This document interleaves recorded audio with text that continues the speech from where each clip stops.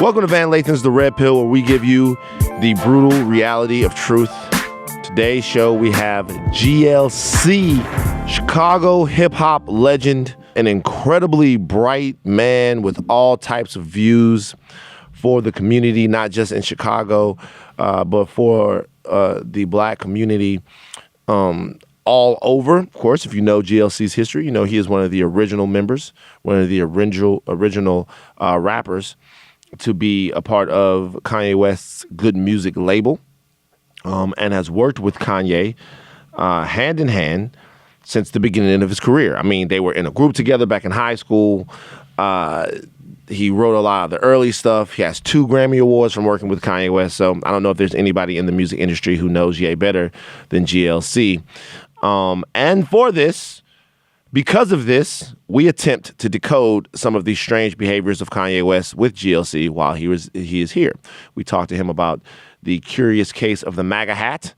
We talked to him about his beginnings with Ye and sort of how he saw what was special about him from the beginning and how that led him to have his own career in hip-hop and how it led him to stay sort of allied with Kanye West, loyal to Kanye West, despite the fact that sometimes it doesn't seem like Kanye West is, allied with a lot or loyal to us. GLC has an interesting perspective as to why he hasn't turned his back on Ye, and maybe that'll change your perspective.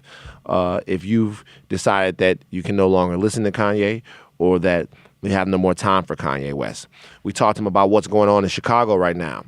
And about how he's making strides to hit parts of the Chicago inner city that we don't really talk about, to reestablish the belief in themselves that a lot of kids in Chicago seem to have lost, and really kids all over the place seem to have lost, and how you do that. GLC has a blueprint to fixing his community, and I feel like those lessons and examples can be sort of extrapolated out and used all over places, explained really well, and then we can kind of take them other places. Listen, this is a very, very insightful brother. Put your thinking cap on when you're listening to him. We're talking about a man that raps, a man that did a little bit of hustling, and also someone who makes vegan food for Whole Foods. This brother is hitting the community in every single way. He's feeding your minds, he's feeding your wallets, he's feeding your bodies. I love talking to this man. I think that you guys are going to really enjoy this podcast.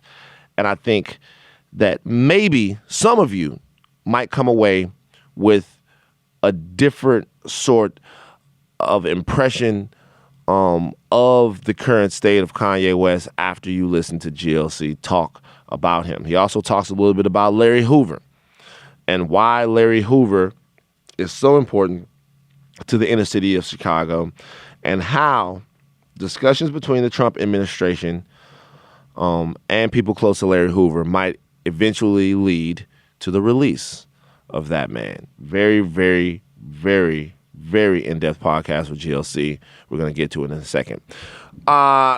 Before we get to that, Larry Hoover is currently in jail. Okay, he's in jail in a Supermax facility where they put big time, I guess, infamous criminals, guys convicted of crimes. I just want to put something out there for everyone. Going to jail is not funny. Being imprisoned is not a joke, especially to black people, okay? Now, we like to get our jokes off as a culture, and I'm speaking for all of us, which is something you should never do. But when joking about brothers losing their freedom, be very, very, very careful, and I'll tell you why. Some of my earliest memories as a kid were going to prison to visit men that I loved. My uncles on both sides, my dad's brothers and my mother's brothers, cousins, friends of friends. It seemed like the idea that people go to jail for a very long time, stay in jail, send you pictures from jail and them doing them same 4 poses. That's what I don't understand. They go to jail and they do those same, do they teach you those poses in jail?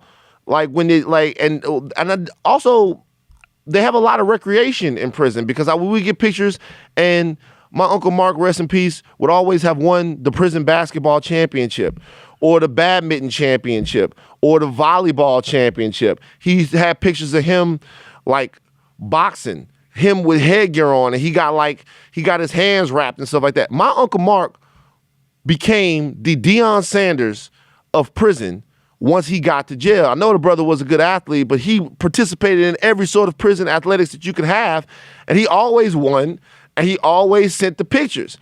I say all this to say that I was intimately acquainted with the fact that your life can be taken from you, and then you can get put in jail and lose a huge portion of your youth because of crime. Now, I'm not saying that these men didn't deserve to pay a debt to society. I'm not saying that these men didn't do things that were wrong. But you love these people. Like, these are your family members. They talk to you on a different level. You see them. They're not just numbers. They're human beings. You get a sense of how someone who can have such genuine and pure love for you can find themselves in a situation where they're making poor choices, where they're doing things that hurt other people, and then their freedom is taken from them. So a lot of times for us, when we see gentlemen in prison, when we see guys in prison, we don't look at them as the worst and the worst of society. We don't look at them as guys who should be put in deep, dark rooms and never heard from again. We look at them as loved ones because we've had that experience. So if you're laughing at a rapper that is about to lose his freedom, it hits home with us sometimes. If you're talking about men who are imprisoned in New York with no heat and below freezing temperatures, no lights, waiting around in incredibly dangerous circumstances, it's not easy for some people from my community to just be like, fuck it. They're criminals. Who cares? Because a lot of times those are brothers, those are cousins, those are fathers. Those are men that have made mistakes. Some of the men are going to atone for their mistakes. Some of the men are going to come out and be worse than they ever were when they got in there. That's a fact too. But they're people. So when you see us protesting because of the conditions inside of a prison, like what was going on up there in New York, shout out to my man Tax. When you see us protesting, it's because we still care about family, even when they've made mistakes. It's because we still care about people's lives, even when they're not going the right way. Because a lot of times, those men care about us. In the case of 21 Savage, I get how that was funny to some of y'all. I get how you guys look at a situation like that and it's Pip Pip Cheerio and it's 21 Savage from Great Britain and you're memeing them and you're doing all of that stuff. And that's fine. We're going to get these jokes off. I'm not the wet blanket. I'm not the hall monitor. Nobody should be that.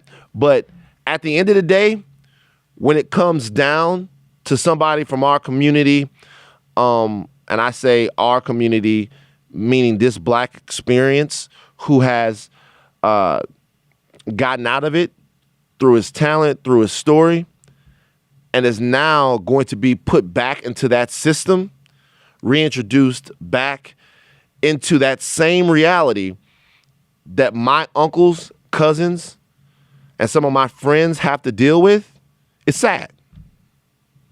It's sad. It's a sad situation. It's not anything to fucking joke about. It's not anything to have a good time about.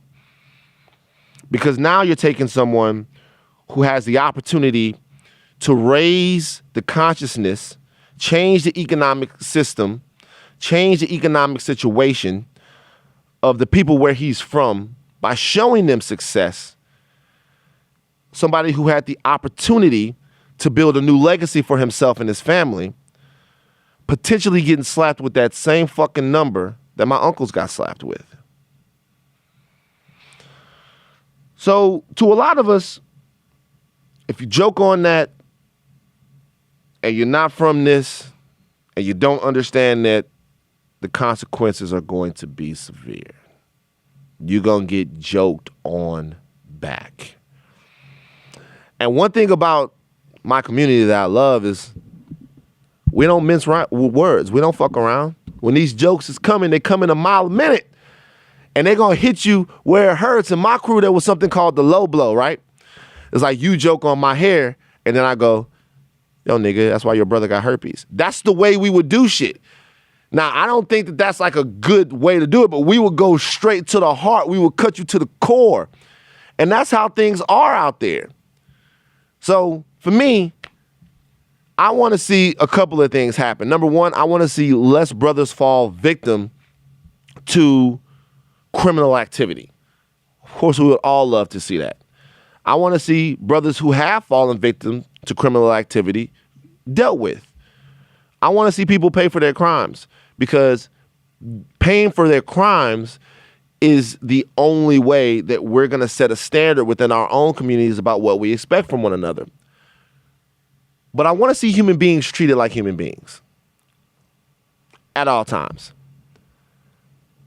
If you care enough about people to feed them while they're out of jail, you should care enough about people to feed them while they're in jail. If you care enough about people that they don't go cold, that they don't freeze to death while they're out of jail, you should care enough about their warmth and comfort while they're in jail. Because you don't want a system where they come out saying that society said fuck them, because those are the same guys that will look back at the face of society and say, fuck you. Love, rest in peace to my Uncle Mark, one of the greatest prison athletes of all time. You know, it's funny, like Uncle Mark came home in like 95, and I'm like, yo, man, this dude is old, whatever. Uncle Mark played me one-on-one basketball, whooped that ass with his left hand. His left hand. This nigga was doing like Hakeem Olajuwon shit to me. He was like, it was weird. Like, how do you learn how do you get, they don't have drills in prison, right? There's not like a skills coach. Cause like I could play at this point, right? And he comes out and he's like giving me the game and he goes, yo, you ever see like when Ewing gets somebody on the block? I'm like, nigga, how do you know what Ewing does on the block? They got the NBA prime pass ticket in Angola. How do you know what Ewing does? You ain't seen no Ewing. I love you, Uncle Mark. I miss you, man. I know that you were a good man. All right, well, I'm not going to cry on my own fucking podcast. All right, pop some pills. Let's get to GLC. Let's do it. This is a very, very interesting podcast right here. Very interesting. White people in the room, do me a favor. Clap for hip-hop legend. Clap for GLC, please. Always got to make the white people clap. Me and GLC actually have a little bit of history. We kick it, we chop it up over the phone. It's our first time actually meeting in person.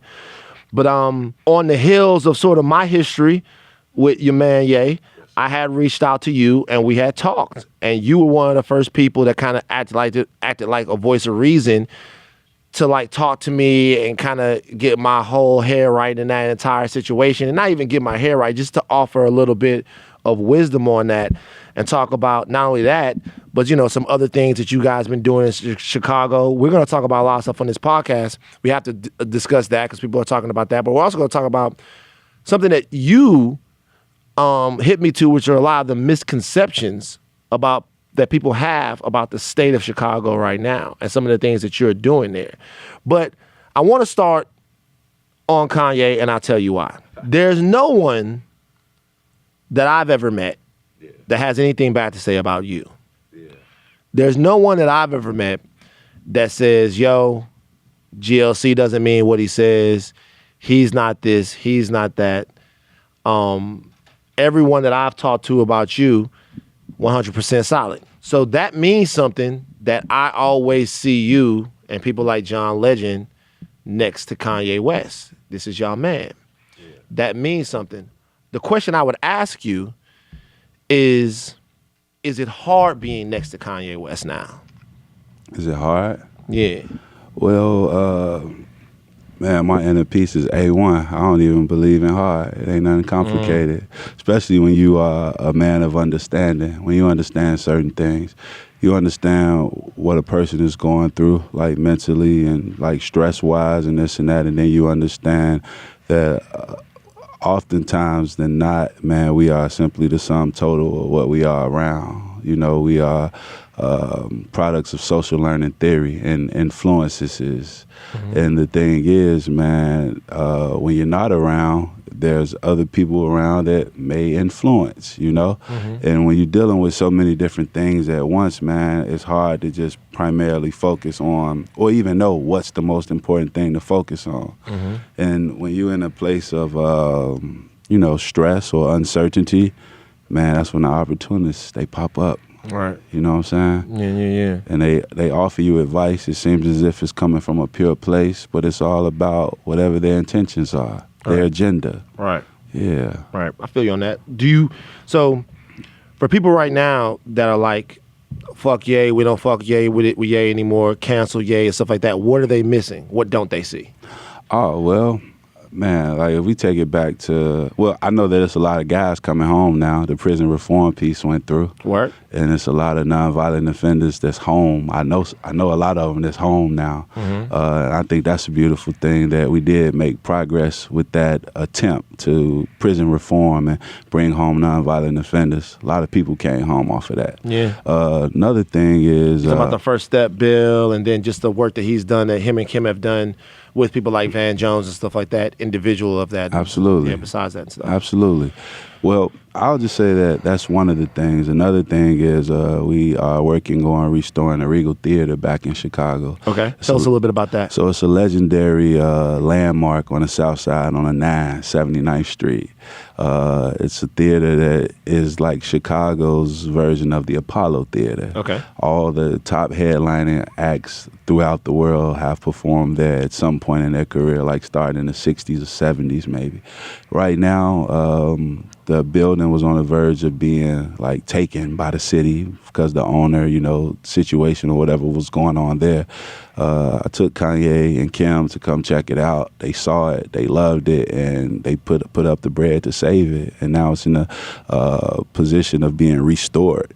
And with it being restored, that's going to bring like 200 jobs to that community. And that community is very dear to me because, man, I lived in that community. Word. You know? So it's really good that, like, a lot of times when big artists come to Chicago, most of the revenue is like downtown. Like at the bigger venues or like the United Center. So this is a venue that's pretty big. I think it holds like maybe 3,000 to 4,000 people. It's black owned, and it's going to create jobs within the community for people that live in that community. So I think that that's amazing. Yeah. So it's basically your answer to that question is what you're saying is that despite what we see and despite some of the antics that we see and despite some of the Trump stuff and things like that, that Kanye is doing a tremendous amount of good. Oh, yeah, because see, the thing is, I told him, I warned him. I told him, I said, hey, man, nah, we locked in. You see what I'm doing in this city. You see what my perspective is and what I'm about. I said, I see that you are in a place where you want to do something. So I'm going to, if you travel with me, we're going to go down this avenue and we're going to do it together. And he was 100% with that. 100% in. But the thing is, I can't begin to explain or even understand the whole thing with the hat. I know that everybody like, yo, the hat, that's crazy. Here, wear that hat. My thing is, I'm in a place of understanding where I know that that has a lot of memories tied to it, the hat, you know, because the first time when we saw Make America Great Again, crack came, mandatory prison sentences came. This was under Reagan. This was under Reagan. Yeah. So I saw a black family. People forget that Reagan said that first and then went and it kind of ripped and tugged at the fabric of our communities way, way before Trump even got in there. Absolutely. Yeah. And I really couldn't take it even as a kid back then, you know, I saw Reagan on TV and this and that. I was like, oh yeah, that's the president. But at the same time, he was doing business with apartheid. Right. So it's like anybody who had, and then, you know, his wife was saying, just say no. But crack was coming in at an alarming rate. So it just really didn't make sense. Right. I felt like we had been bamboozled. So when you see that again, it's like, oh, you ain't finna get us again. And I was telling Ye, I was like, look, man, all the positive shit, that's A1. But if you wear that hat, your message will get lost in translation. And that's pretty much what happened. Yeah. So now, though, I guess the reason why a lot of us are so emotionally invested in this is because we've talked about this on the podcast, you know, before, is that like for a long time Kanye West did the work through his art and in terms of making us believe that he was our voice.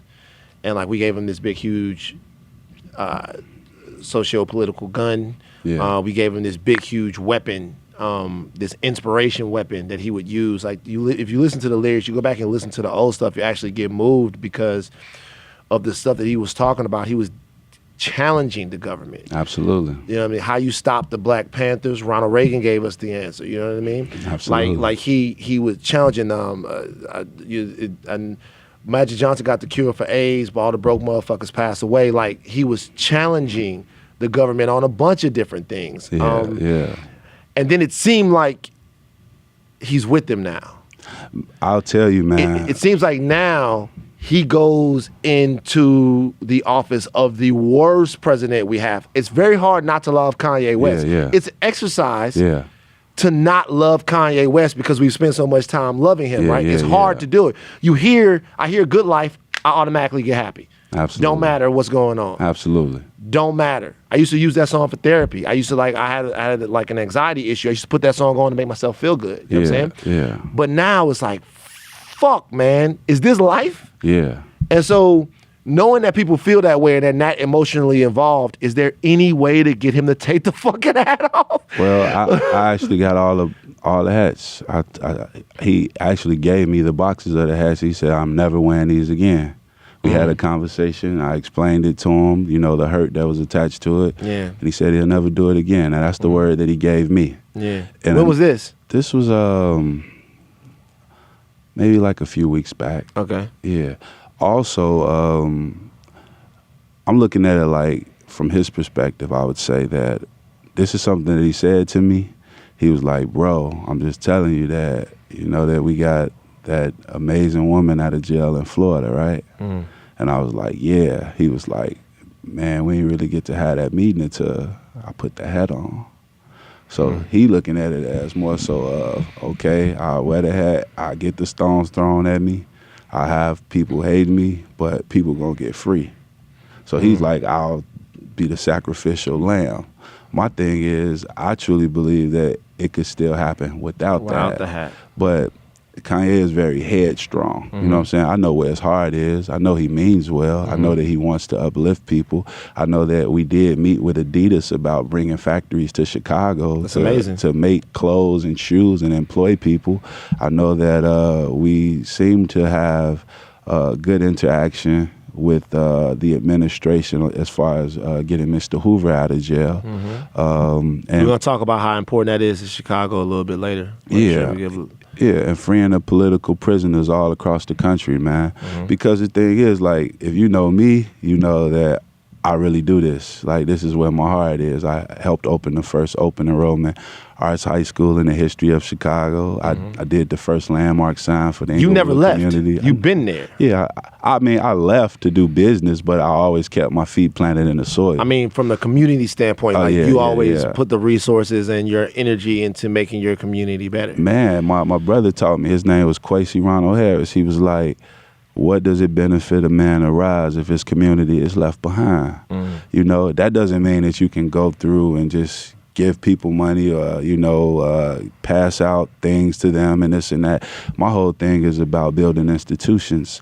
I want to focus on opening institutions that will live past me, that will always be beneficial to my people and my community. Yeah. And right now we got the homicide rate down from last year. Well, from 2017 to 2018, it went down 23%. That's crazy. Yeah, but it's the truth. You know what I'm saying? That is amazing. White people clap for that. Clap for the homicide rate going down. Yeah, it did go down, man. And then it's like through the schools and also through the A. Philip Randolph Pullman Porter Museum.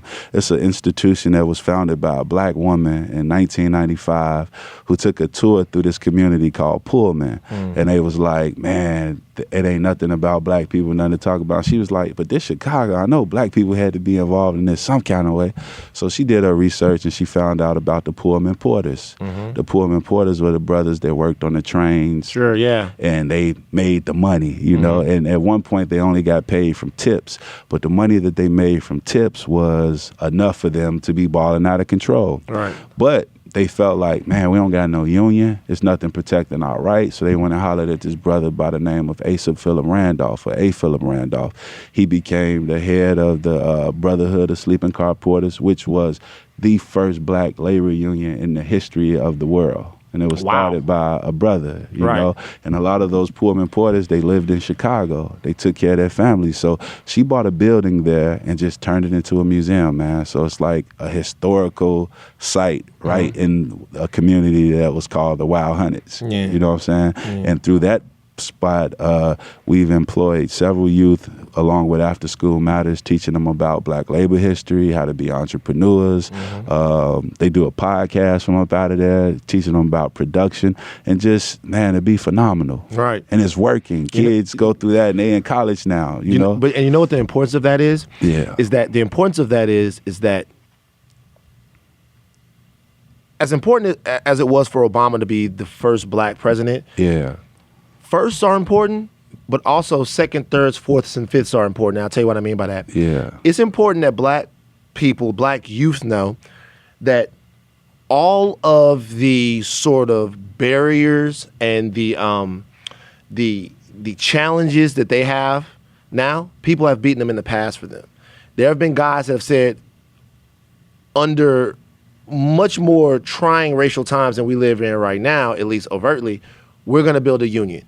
And they did these things and they accomplished these things. Now, whether or not a system came down and burned those things down, something we can't let happen anymore, people have succeeded before you. Absolutely. You have a lineage and a legacy of success. If you succeed now, you'll be fulfilling a promise by people who succeeded before.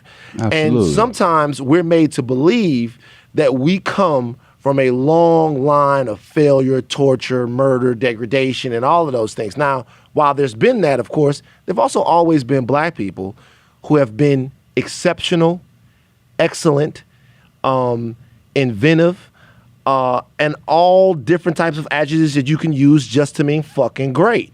And when you have a museum that shows that instills that into kids, they know that they come from something amazing. And so amazingness and godliness is inside of them, and all you got to do is access it and not create it. You know Absolutely, man. That goes back to what was written on many of the temples in ancient Kemet before you enter. Oh, here comes y'all. Yeah. Y'all, hey. Here we come. Hey. GLC, listen, I've been on the phone with him before. GLC, we about to get deep now. Hey, man, it just simply said, man, know thyself. And to know thyself is to simply know the God force that dwells within you. Once you give it to him one more time. Man, know thyself. And to know thyself is to simply know the God force that dwells within you. You are the temple. You are the vessel of the Creator as well as the ancestors. You allow yourself to be a vessel. You in tune spirituality with the Creator. Then guess what? You naturally inherit the ability to create. Prior to slavery, not just from the Europeans, but also from the Arabs, there were pyramids built. There were monuments being built that still stand today. There was a huge level of prosperity for our people. And you often hear people say, man, we come from kings and queens. Yeah, we do, but not everybody was a king or queen. You can't, the whole society can't be kings and queens. Yeah, that's something that my brother brought that up back in 91. My brother was like, we come from kings and queens, but we also come from farmers and architects, and architects, astrologers, and scientists, yes, and all of those things. Yeah, and all these are needed in order integral to the community. Yeah, it's all needed in order to have a high society. You have to have people that are able to do everything, and we did it all. So what we're looking for now, when you see people say, man, we got to get unified as black people and this and that, this is a rare time for us, because if you look at Africa with all 54 countries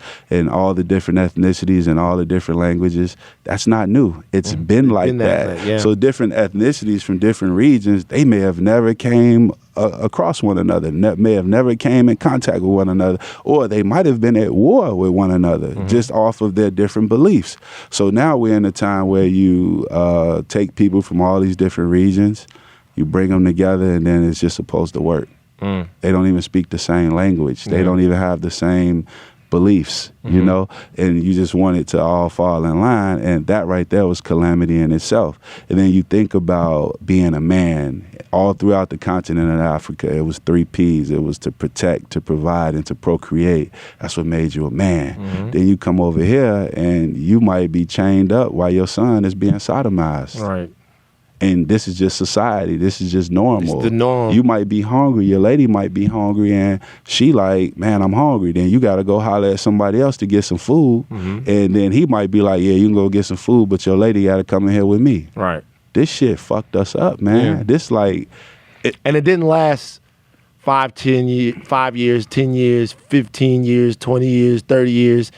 It was generational. It lasted hundreds of years. This is 1619. This is 400 years later. This year right now. 400 years later from when the first ship docked on the shores. Right. You know what I'm saying? So with that being said, things like that have, well, I won't say have never been addressed, but I know while I was in school, I was taught that, yeah, they was raping our daughters and our wives, and that was horrible. But they never even mentioned that they was raping our men and our boys too. Yeah. This right here, man, this causes like, you know, a mental eruption. I would use the term crazy. It can make people crazy. Yeah. And if these issues have never been addressed, you're dealing with mitochondrial DNA, which stores memory. It stores things that you are attracted to, things you stray away from, and we all have it. So with that being said, without this ever being addressed, and then in Illinois, we had a governor, he just got out of office, but he shut down most of the mental health centers in the state. We dealing with this. Right. And then you flood the market with drugs. Right. And I never thought I would see the day where it would be cool to be addicted to drugs as a teenager. That just kind of happened. I mean, to be real with you, that just one day it happened. One day, drug culture has always been a part of hip hop culture, being that there have always been guys that rapped about selling drugs. At least after a certain point, early on, it wasn't. But the glorification of being on dope. One day it was just cool. It was just cool to be on Molly. It was cool to be on Perks. It was cool to be on Xanax. It was cool to always have your mind away from and on something else. And I'm like, yo, man, that was always a sign of weakness when I was coming up. And not saying, by the way, that if you're a drug addict that you're necessarily weak. I'm just saying the romanticized part of this is something that just one day, that's the way it was. Bro, and the thing is, it's a slow death. It's genocide.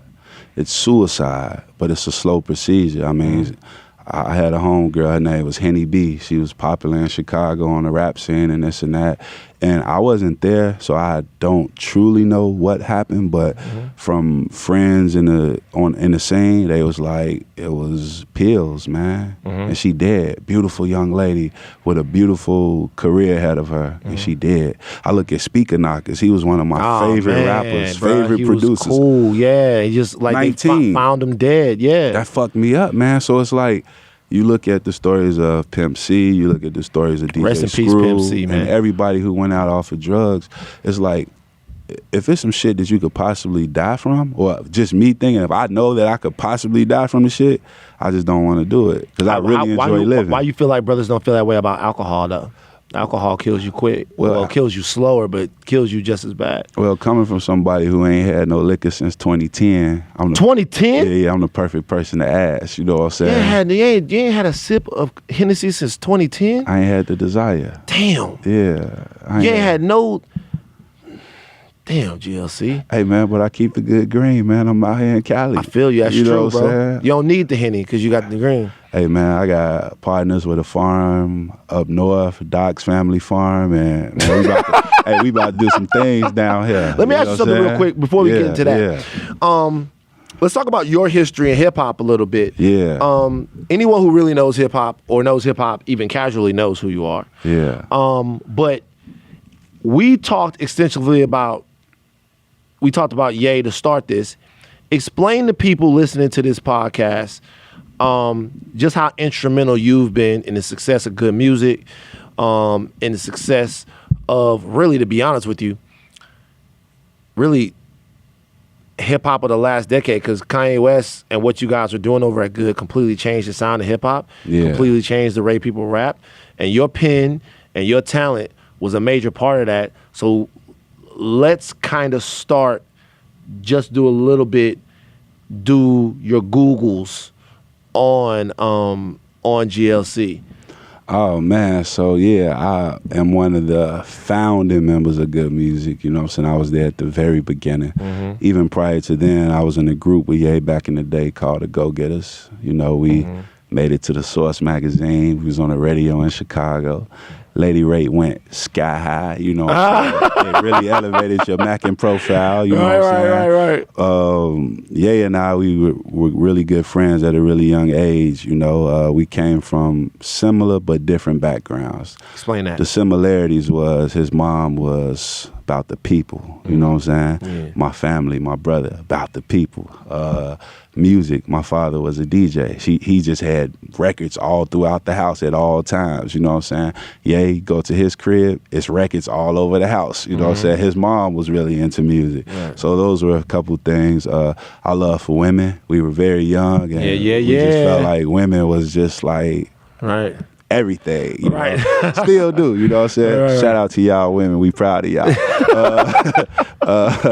Man, what else? The music, basketball, was a few things, but I grew up in a... Can Ye hoop?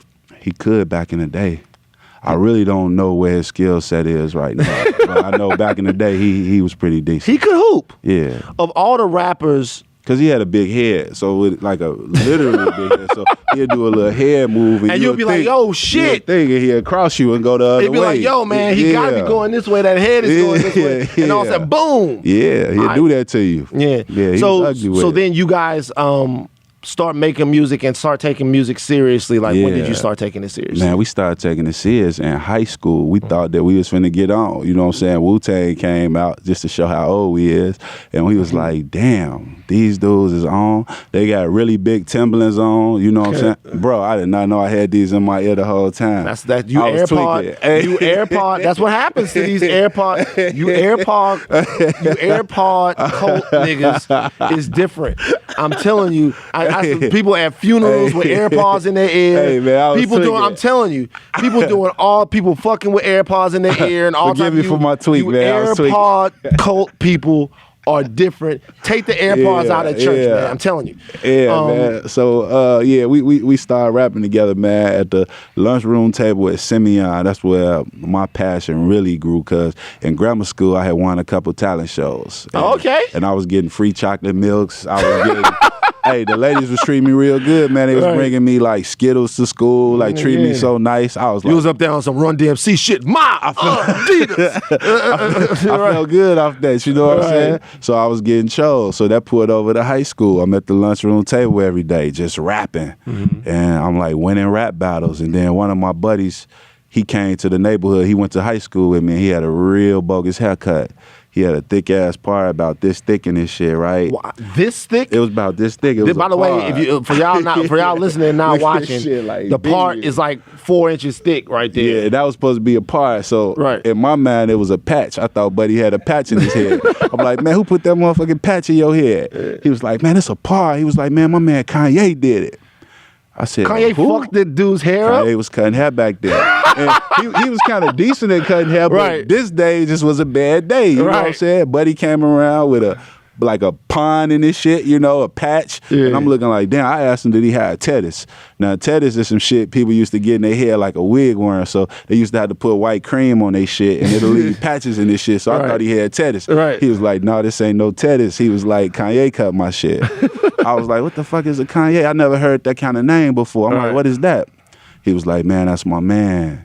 He make beats too. You should get up with him. I was like, for real? He make beats? Well, maybe your part ain't that bad. You know, that's a decent part and shit. You know what I'm saying? Right. I'm like 15. Mm-hmm. So we go get up with him.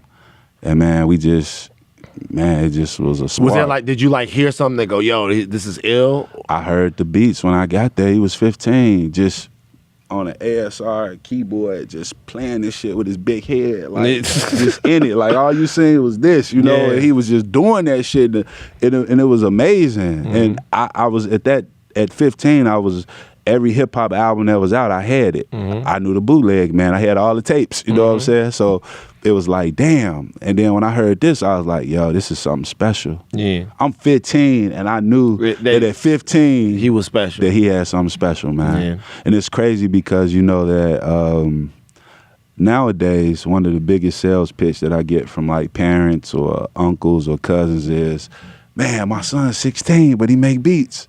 Every 16-year-old make Makes beats beats. now. They started making them. I know my friend Aerostar, he got to taught Kanye how to rap. He got a 9-year-old son, and he makes cold ass beats. They don't just make beats though. It's They make the beats, they rap, Yeah. then they shoot the videos, then they edit the videos. In the living room on the couch. Right, and then they upload the videos. It's crazy, And then man. and then they make merch Yeah. to sell along with the songs. One-stop shop. These kids are really amazing now, creating. Amazing, because they do everything that you once needed a label to do. Yeah. They do it right in their living room, and I commend them. So then you guys, you guys have the group. Yeah. I guess things must have not worked out with the group. The group disbanded, or What happened with the group was we was managed by this dude named John Monopoly, Don C, and then we had a this dude named, that's a flex. We know John Monopoly. Oh, okay. We know Don C. That's a flex. Oh, I was trying Hey to man, flex. this dude Hey. named John Monopoly, Don C. Shout out to John Monopoly and Don C. I Legends love of the y'all, game. man. Yeah. So look, they was managing us, and then they had a guy who worked at radio. His name was Happy Lewis. He was plugged with the radio DJs, and then DJ Ferris, Timbuktu, Von Woods, V-Dub. It was a lot of DJs that got behind our movement. Mustafa Rocks, Twilight Tone, and due to the fact that Monop was managing nightclubs at the time and was a party promoter, we would be teenagers in the club getting our record played, getting our lady rate, going sky high. So we was winning. Then we end up getting on the radio. It was this DJ named Mike Love and the Diz. They put us on WGCI, and we had Song of the Summer in Chicago. Word. That was everything, man. Had to be. We was Song of the Summer in Chicago. This was like 99, 2000. So that was real sweet. So What was that song? It was called Oh, Oh, Oh. And then it was another one How called... did it go? I never heard that joint. It'd be like, oh, oh, oh, oh, why these niggas wanna hate me, man? Oh, okay, yeah, It's real yeah, old, real yeah, yeah. old. So yeah, that happened, you know. And then we got flew out by a few labels to New York. I was frantic as hell. It felt real nice, but none of the deals went through. So we all came back to Chicago. At the time, I was working in the mall at this store called A Lark.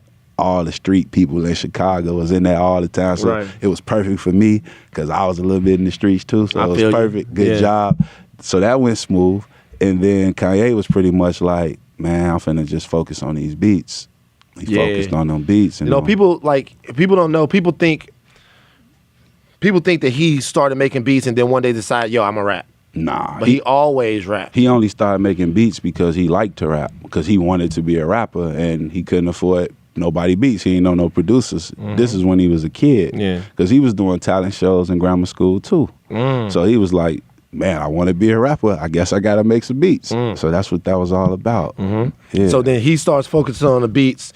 At this point, where's your rap career at? Like, what are you doing? Or did you kind of get deeper into just working and kind of dabbling in what you said you was dabbling in, or did you where were you at this point? Well, I did it all, man. I went and got me a VS 880. It was a Roland. It was a digital recorder. This was before Pro Tools.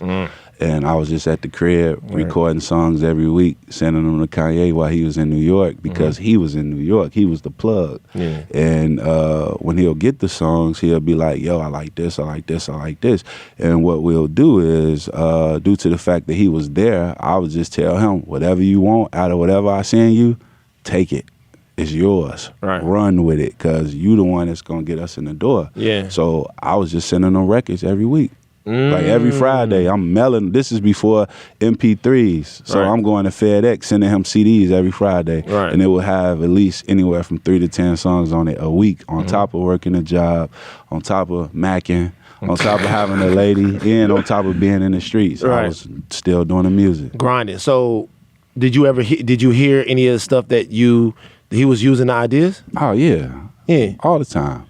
And it was cool because it was the way it was y'all creative process. Yeah, we were a system, a team. You know what I'm saying? And he ended up selling beats, man. He got one on Jermaine Dupri with Nas. It was an album called Life in 1492 or something. That's a classic album, bro. Kanye was on that album. I don't remember which joint. The first song with Nas rapping. Kanye did the beat. I never knew that. Yeah, I'm gonna sound like a hip hop newbie to somebody. I used to jam that album all the time. That's the one with that Usher joint on there. Yeah, the party all the time. I do remember it. Yeah, I didn't know Kanye. That's early. I didn't know Kanye was on that album at all, He bro. was on that. He was working with Lil' Kim. He worked with Junior Mafia. He did some shit for Mace. He did some shit for Eminem. Like this was in the late '90s. Right. But then he got The Truth. Turn It Out. Yeah. Nas. The Truth beat was the first one that I knew from that. That's the first Kanye. That's the earliest Kanye West beat that I could really remember was the Truth beat. Well, the reason that you probably don't know about the other ones is because of he was signed to Crazy Cat. It was this dude named D-Dot. Derek Angeletti. That's who Kanye was signed to. And he was doing ghost production for him, basically. Well, Kanye was doing what he was doing, but Kanye was signed to him. Right. It'll be like, it'll say like co-produced by Kanye. Right. So, but yeah, by the way, shout out to D-Dot, who is a legend in his own right. Man, D-Dot showed us so much love. Yeah. Like, D-Dot was trying to sign us back in the day, but he just didn't lock in on his distribution situation. Writers, Jermaine Dupri, Nasir Jones, Kanye West, producing Kanye. I did not know. What year was that? That's this album, Life of 40. That's 98, dog. 1998, bro. Yeah. You see how long we've been doing this? Long ass time. That's 98, bro. Yeah, and that's the crazy part because when he got on, it was people saying that he sold his soul and he did all that. Man, that man was literally like when he said like same clothes for 3 summers. Bro, I was macking, so I would bring girls to the crib. Like when his mama would be in China or something, I'm bringing girls to the crib, and Ye got on the same clothes for a week. He might even be like a little musty. Right. He don't care though, cause he in his zone. Right. He'll be working on the same beat for a week, bro. Right. I witnessed this shit through these eyes I've seen, and it'll be like, once he started on some shit, he just would not stop. It'd be like, hey man, we got girls. Hey man, we got smoke. Hey man, we got some drink. Hey man, we finna go here. He'll be like, all right. And then you just leave, and he just still there doing it. Right. So I really watched him dedicate himself to his craft, man. So then that's happening. At what point is there like a, yo, GLC is real, it's on, we popping? Do you eventually move out to New York, or eventually because everybody clicks up together, right? Yeah. So around the time, what does that happen? All right. So he moved out to New York in 2001. Around that time, I still had business ventures in Chicago, so I wasn't able to just move. We keep everything non-incriminating here on the Red Pill. We don't do those interviews. Yeah, I was working a job. Yeah, we don't do those interviews where we go, so how much would that's not us here. I feel you. I love that. I feel you. Yeah, we don't love it. We don't, some guys try to get you on their interviews and make you tell all of your criminal shit. Not here. Yeah, let's do it. I'm a righteous man. A righteous man. Yeah. So talking about maybe some jaywalking back in the day. That's as far as it goes. Yeah, so he moved to New York, and he was like, hey, man, I need you to come on out here. And I just couldn't do it at the time. You know, I had a girl back home, and I had business. Yeah. So it was 2 years later. The following year, he came home to give some money to these families, because this is early on, before any of the real fame. He was just making beats. he came home to give money to these families that were killed in this building. It was called E2. It was a club in Chicago, and the fire department came, like spraying like gas spray, people running trying to get down the stairs, and people got trampled. People lost their lives. This man hopped on a plane to come to Chicago and just give what he could and to assert his presence. You know, like, I'm here. I'm sorry to hear this. I didn't have nothing to do with it, but I feel this. This is, like, it hurts my heart, too. So in the midst of him doing that, it was some guys there that he had did business with, and the business didn't go too good. And they tried to get down on him. But I was there. So it didn't go that way. We got up out of there unscathed. Couple people got fucked up, but it wasn't none of us. Yeah, I feel you. Yeah, and it was kind of crazy that it had to go that way because I felt as if the guy that he was working with was really talented. And I think that they could have really did something. And, you know, God bless his soul at this point, you know. He's transitioned? Yeah, he's made transition. Okay. But, and I think he was a really talented guy. But I think that a lot of times the decisions that we make are based upon the influences that we have around. That's weird. So that's real. Coming up from the ghetto in Chicago, man, you don't know nobody that's in the music business, but you may have people that just got all the opinions in the world. And their opinions don't come from a place of malice. It just comes from a place of ignorance because they don't have an understanding of what it is. You know what I'm saying?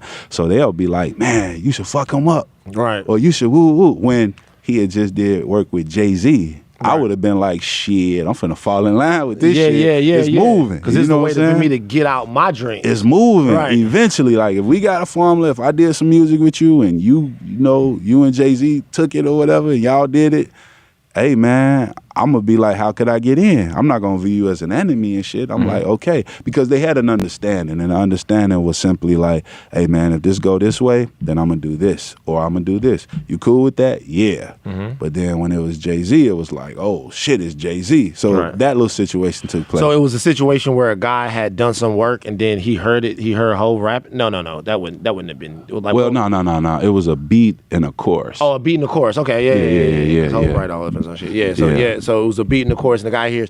And it's interesting with a situation like that because we're just starting to learn recently how collaborative hip hop really is, and everything's collaborative and stuff like that. But when you would hear it, for me, I look at that in two ways. This is how I look at it. If I have friends on big platforms, and sometimes you have a conversation with somebody, and you suggest an idea to them or something like that, and then you hear them say it, right? Right.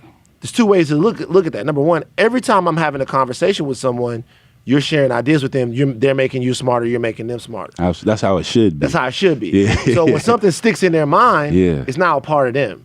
And now they get to do it out there. What I say is that just makes me understand that there is like you said, there's a way for me to get ideas out to a great many people if utilized correctly. Absolutely. But sometimes people, that was my shit and blah, blah, blah, blah, blah. Collaboration is give and take on both sides. Absolutely, man, because if that was the case, like with Kanye's career, I would have been like, oh, man, but I knew exactly. Some people have done that. Yeah, I wouldn't. I know exactly what it was. It was a collaborative effort, and the goal was to just get on BET. We just wanted to be on TV, man. We just wanted to be on the radio. We didn't know that making College Dropout and Late Registration would turn into Grammys and shit. Right. And like damn near over 3 million albums sold on both of those. You know what I'm saying? We made that shit in the bedroom. Those albums sold way more than 3 million copies. Probably was 5 million. Yeah, 10 million. I don't know. Shit, we sold a lot, man. Right. So when you get out to New York, y'all work on College Dropout and shit like that together? Well, yeah, because see, after that incident occurred, man,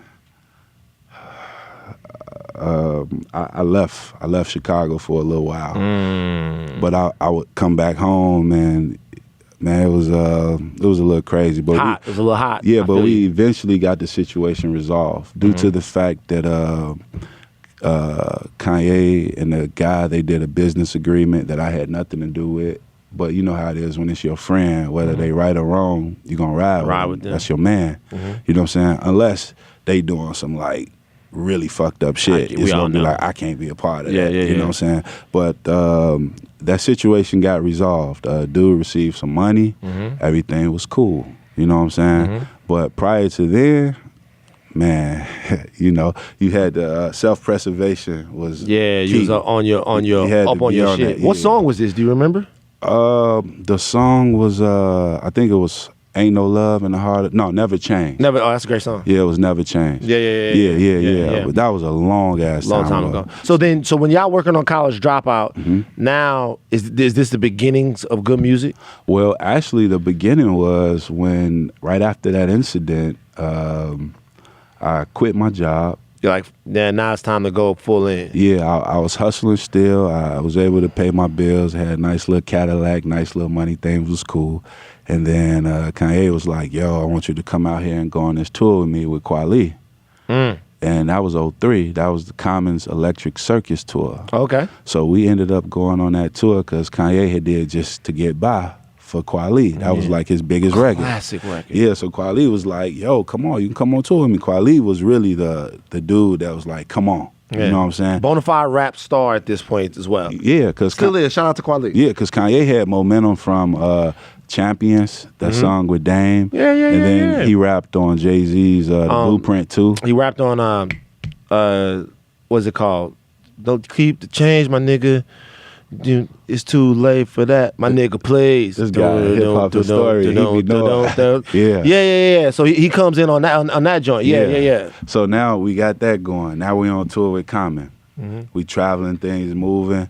Kweli is allowing me to come out and perform on his sets. I ain't had no raps written. I'm just coming out freestyling. Word. And the crowd going crazy. Shit, Kanye was like, man, fuck that, man. We gonna start the label, ooh, this and that. Right. I was like, yeah, let's go. So were you the first act that he had on Good Music? Well, he at that time he also had John Legend. And he had Consequence as well. Oh yeah, shout out to Cons. I believe that we were the first three. Right.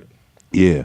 And man, we was on the road, things was going real smooth, and Common embraced us and shit, and then the tour was over. After it was over, we was just in New York. Kanye was getting sessions booked, like working with Alicia Keys. You don't know my name. At this point, think about any hot producer right now.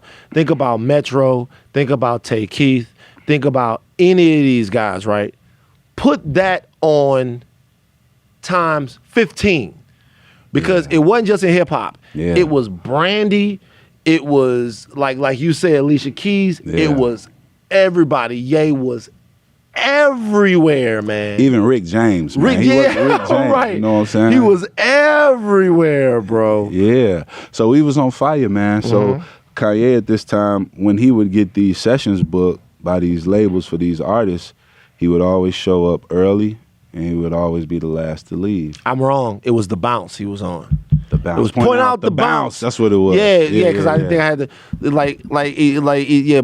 was the bounce. It wasn't Nigga Please. It was the bounce. Yeah. So. And Kweli used to let him come out and perform that. Yeah. On he'll let Kanye come out for maybe like 10, 15 minutes of his set. Yeah. And Kanye would do the bounce. Yeah. He'll do Just to Get By, and he'll do a few other like little freestyles here and there. Right. And that right there helped really build his confidence as far as performing goes. Right. And I just happened to be there and be a part of it. It helped build mine as well. Right. You know?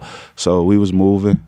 At this point, he would be the first to come up to be at the studio, the last to leave, because the artists were never on time for a studio session. It's just the way it went. So if you get there on time and the artist shows up 2 hours later, those 2 hours, you're not just in there ordering vinyl or the food, per diem and shit. You in there working on music. Right. Because it's going to be your session until they get there. And that's pretty much how the album was made, off of other people's studio time and at the crib. Right. Like the verse I did for Spaceship, I recorded it in a bedroom at the crib, and we were in Hoboken, New Jersey, right across the water. Damn, Spaceship is a good-ass song, bro. Man, I had just got off the phone with my lady at the time. She was like, man, you out there in New York. If you that cold, then why ain't nobody sign you? That's why it wasn't my time. Right. Like, shut the fuck up. It wasn't my time yet. You know what I'm saying? I'm ready. You know what I'm saying? Right. It just ain't my time. You know Right. it's coming. And then I was thinking about, I had a conversation with a friend of mine, real good friend of mine. His name is Corey Gilkey.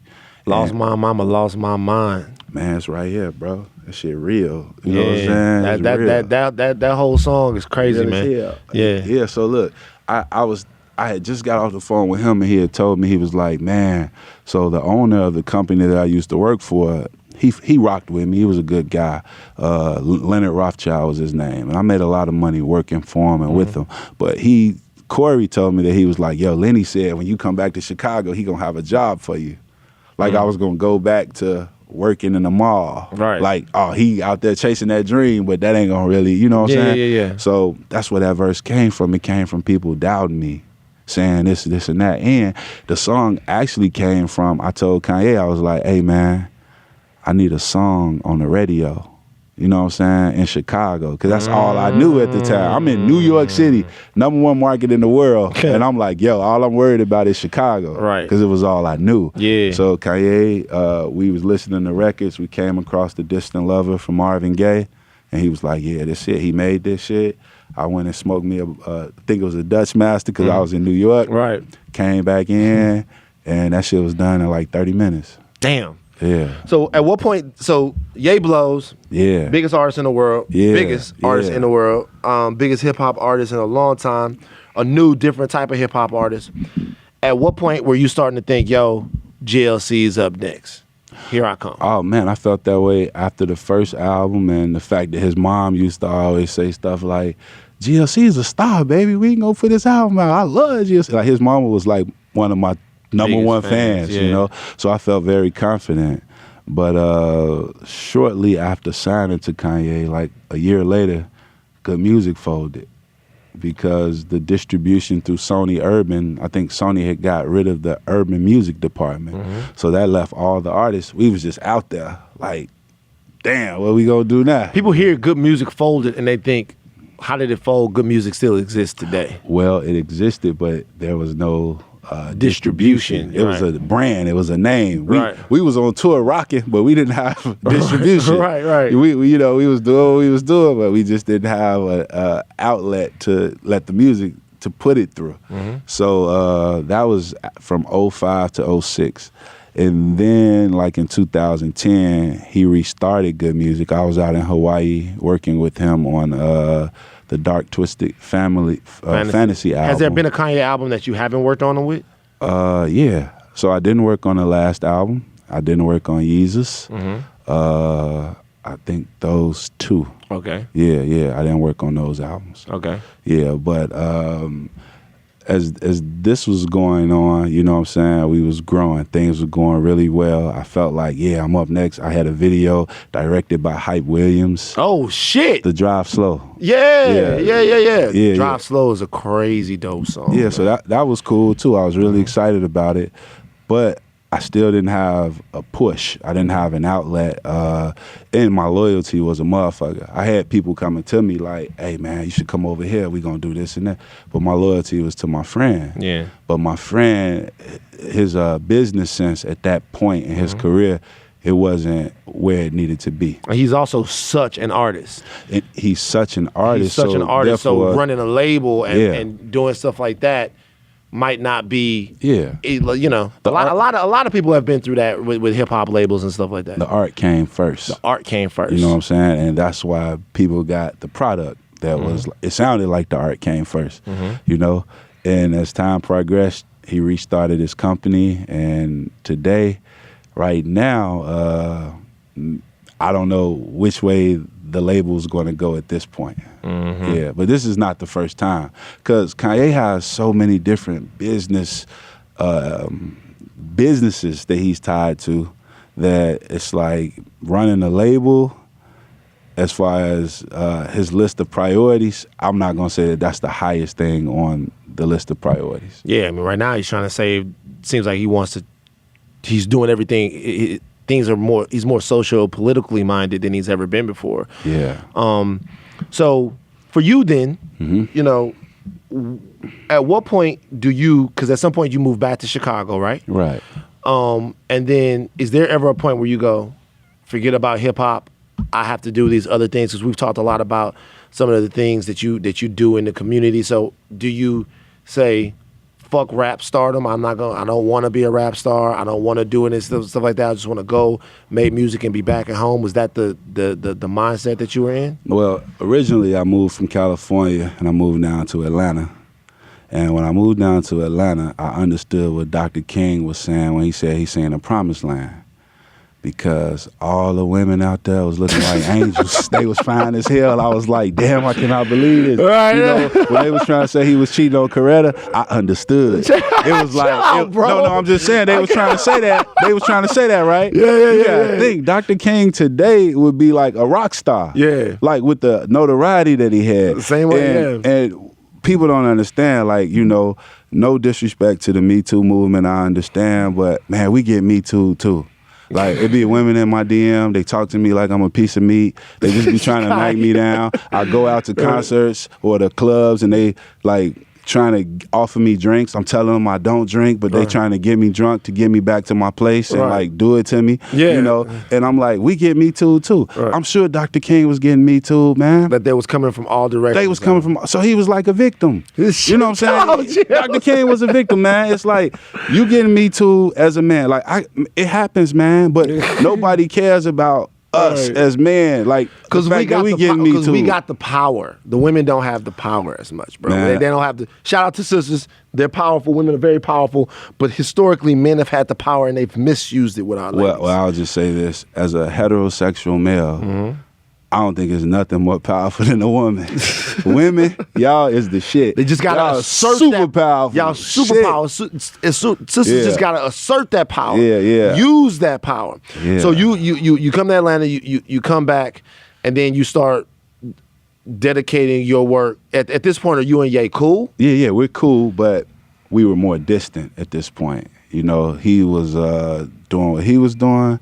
I was in Chicago working. At this time, I worked with Kendrick Lamar. I was on Section 80 on Poor Man's Dream. I remember that song. I ended up working. That was, by the way, you were just like when you pop up on a feature like that. Yeah. Like it's like when shout out to Top and Kendrick and all of those Shout guys. out to him. Yeah. When a feature like that just pops up, right? When I'm listening, when everybody is saying, yo, this is what sometimes what people don't understand. Yeah. I'm out here in LA, right? And I'm my hip hop credibility, I haven't like my hip hop sphere of knowledge hasn't yet tapped into the West Coast sound.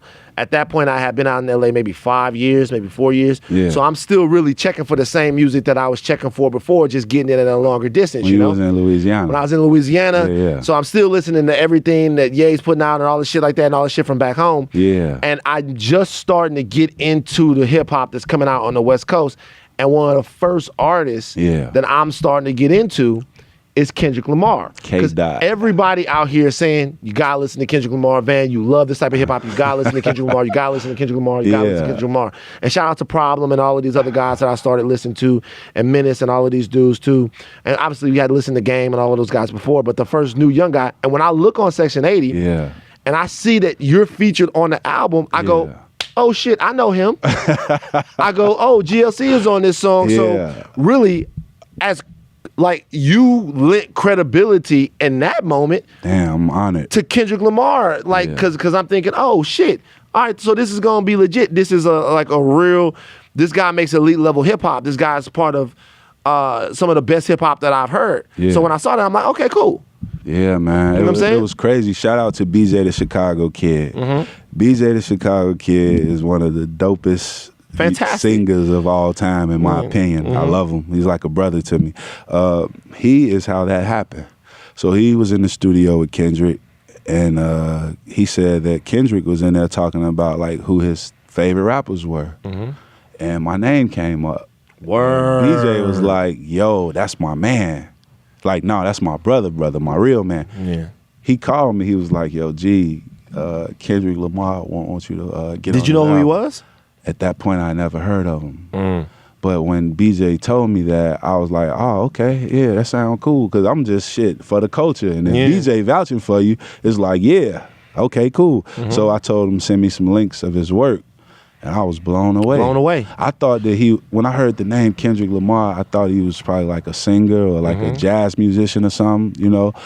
But when I saw him and I heard the music, I was just all in. So I sent that record back. After they sent me Section 80, I sent it back in about an hour. It was done. Yeah. Kendrick had some, because like even after Section 80, he puts out a song called Cartoons and Cereal, and Gunplay is on that song. Yeah. And love Gunplay. You would not think that Gunplay sounds magnificent on that song. That's dope. Like spiritually on that song, Gunplay kind of gets you. I'm gonna listen to that shit on the way home. Yeah. And I am. That's an amazing song. Yes, sir. And Kendrick is always out the box with those features like that. So you get on that song, and then where do you go from there? Oh man, so I ended up I worked with Bruce Springsteen. Bruce Springsteen? Yeah, I had a record out called The Light. And it was the first time Bruce Springsteen had ever cleared a sample. It was like Blinded by Oh, yeah, I know that song. Yeah, I was all on TV and shit. Right. I did the big screen with Kanye.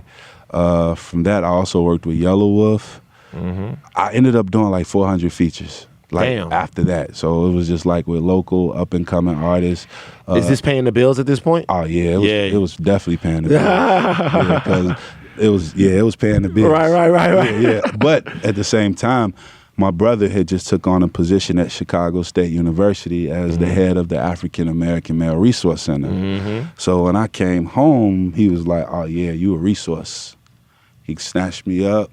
He brought me in. He was like, "Hey man, like, what does it benefit a man to rise if his community is left behind?"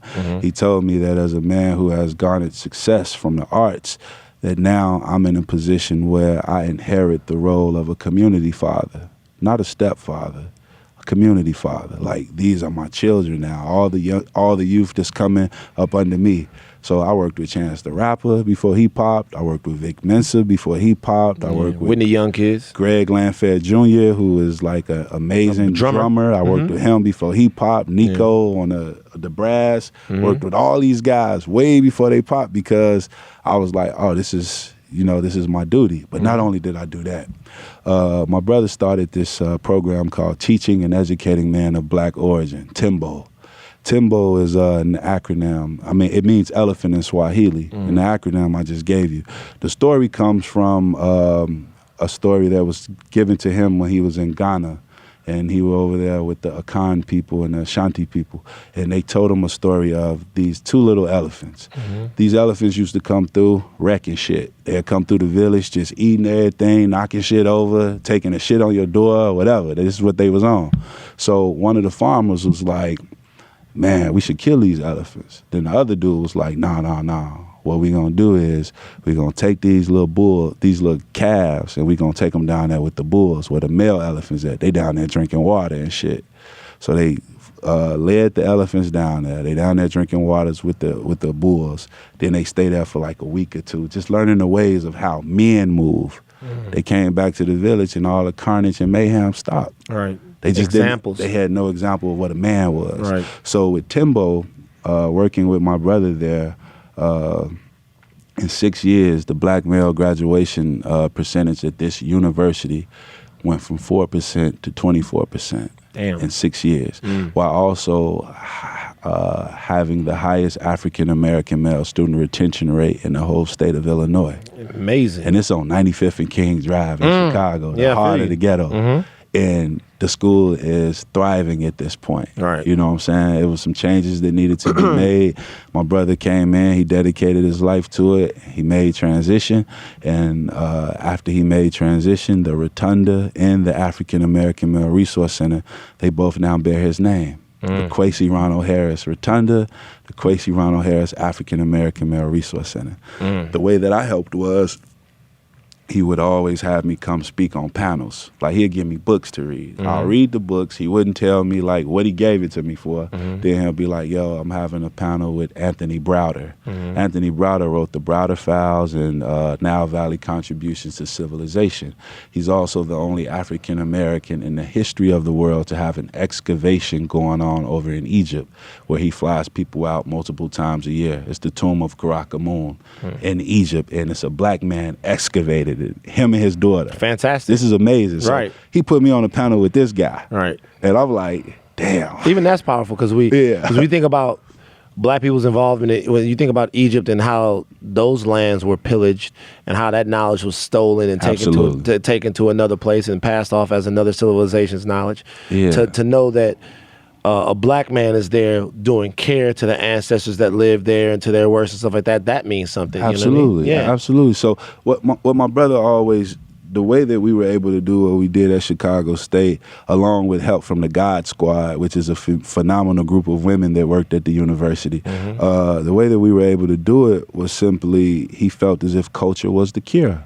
A man who knows, one of the most powerful things that a man could tell another man is simply, let me tell you a story.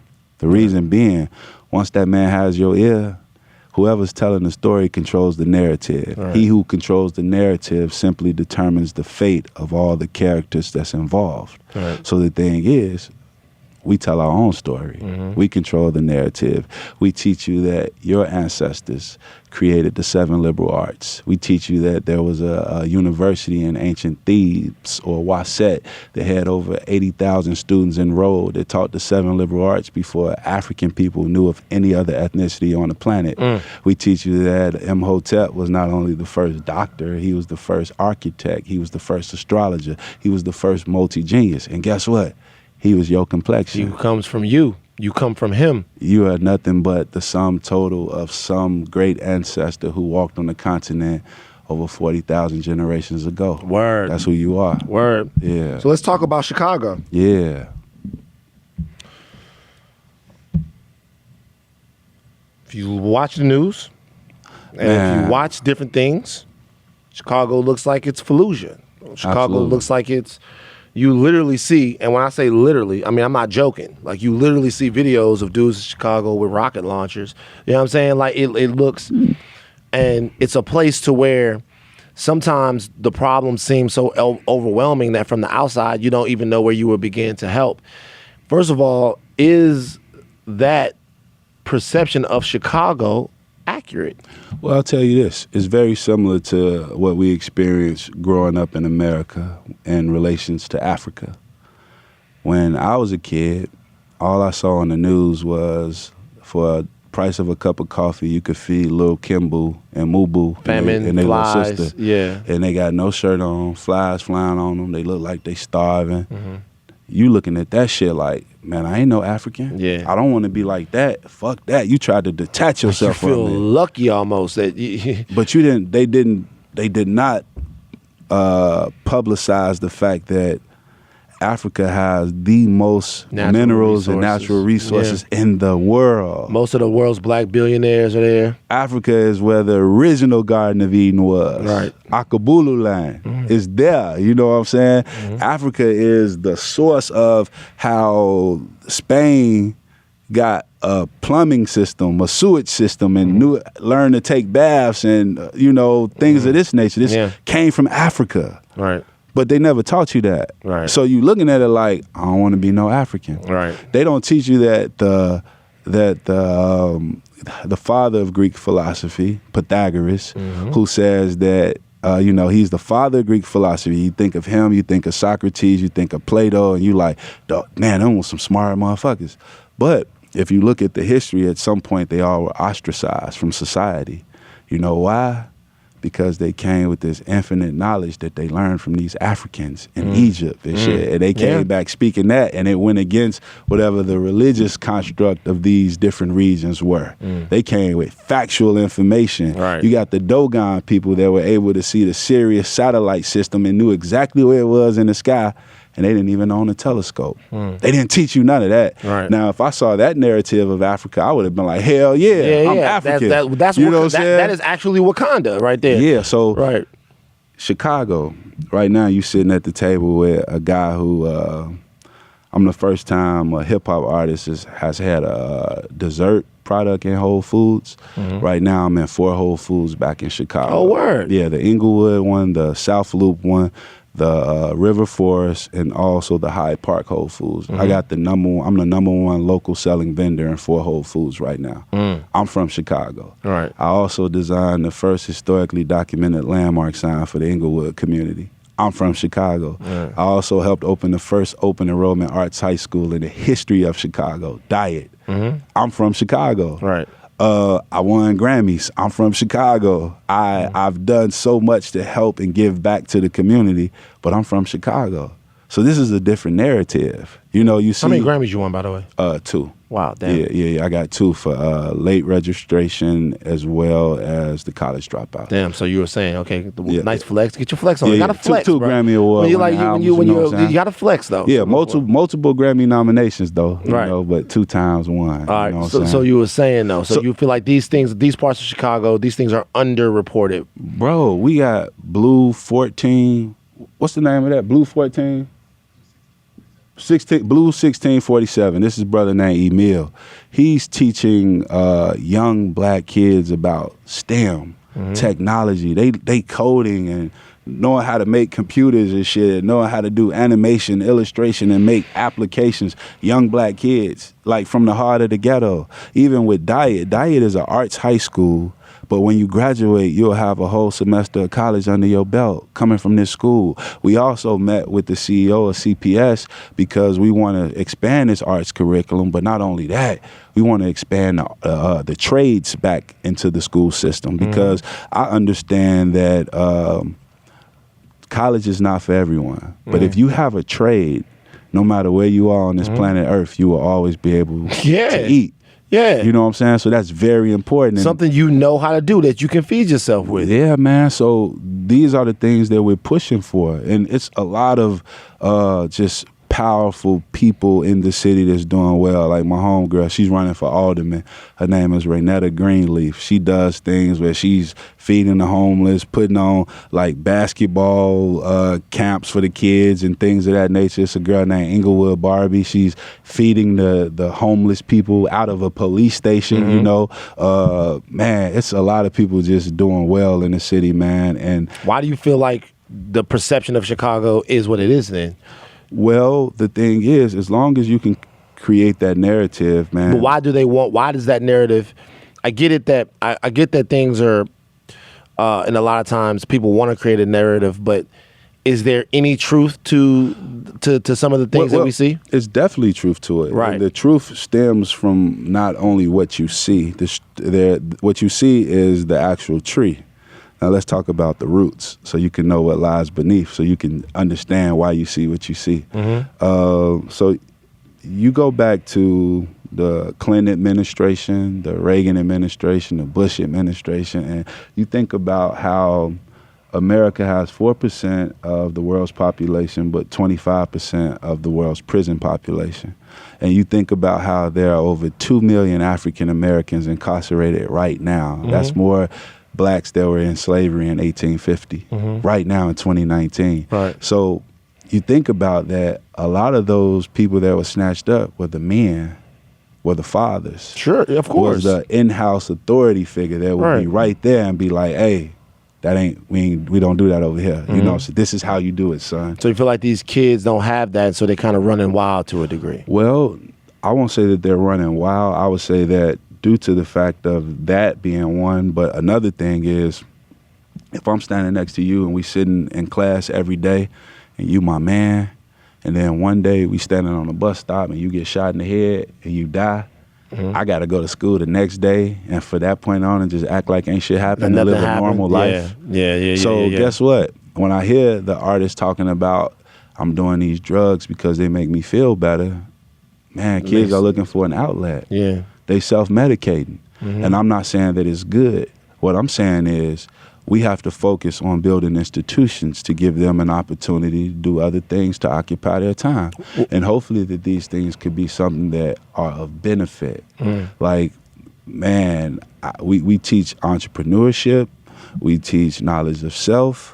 We teach like a code of ethics, just a way to be in society, communication skills. And even like when you look at going back to the Me Too thing, man, it's a lot of issues. You like think about like with the recent conversation of molestation coming up, right? Yeah. Think about, even though when I was 16, I did have a 24-year-old nurse, and she was like representing for me real good. But if y'all want to call that molestation, she molested you. It's not no kinda. She molested you. Man, it felt so good. Shut up, dog. But me too. It happened to me too. That's what I'm saying. But you know what's funny? Yeah.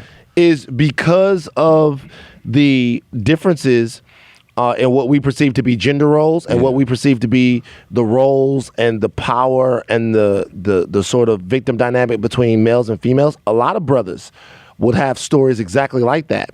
Of a lot of brothers have been taken advantage of by women and men. That's what I'm earlier, saying, bro. and they don't really discuss it. So check this out.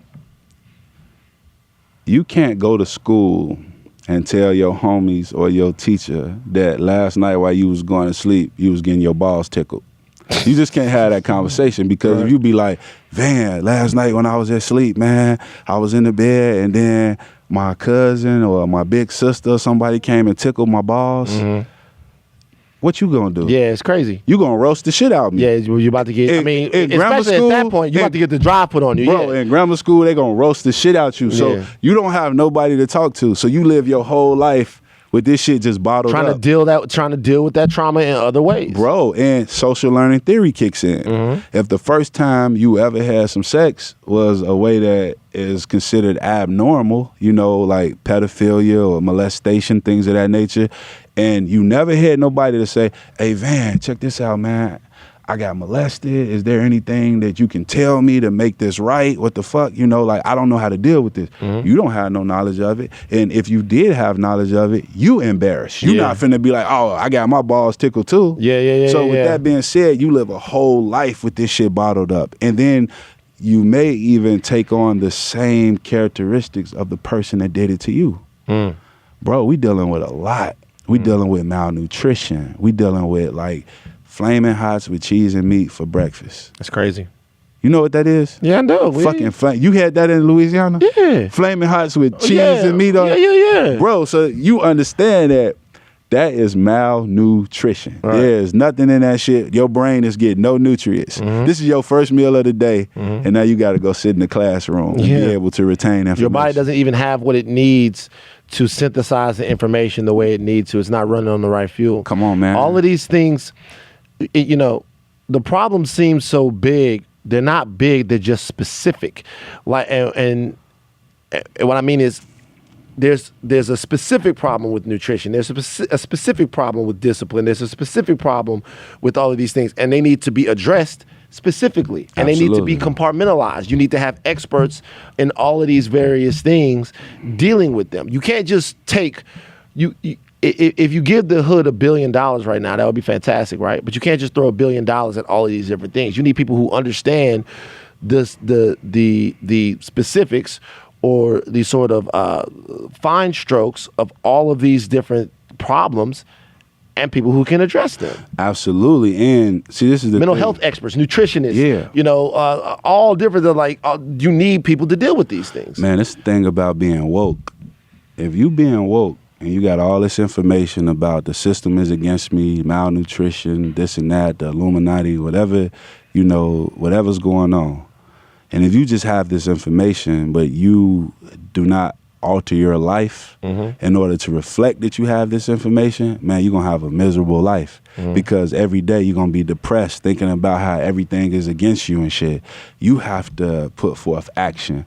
We just discussed malnutrition. So with that being said, I teach classes at Whole Foods in the Inglewood community. Y'all got class at Whole Foods? Yeah, I teach classes it's with this company called NHS, Neighborhood Housing Services. And what I do, I come in with this project with this lady named Rashana Baldwin. It's called Healthy Homes. So I come in and I teach people that you can have delicious vegan shit and it's not expensive as hell, and I give them all the health benefits of the foods and I prepare it for them. You're a vegan? Yeah. All right, so that's going to be enough for the Red Pill podcast right here. We appreciate you joining us, GLC. Nah, go ahead, but you're a vegan though. Yeah. That's dope. Yeah, 10 years. 10 years? Well, between vegan and pescatarian for the last 10 years. But the last 2 years straight vegan. So with that being said, I now offer an all-natural spring alkaline water that's being sold in the ghetto.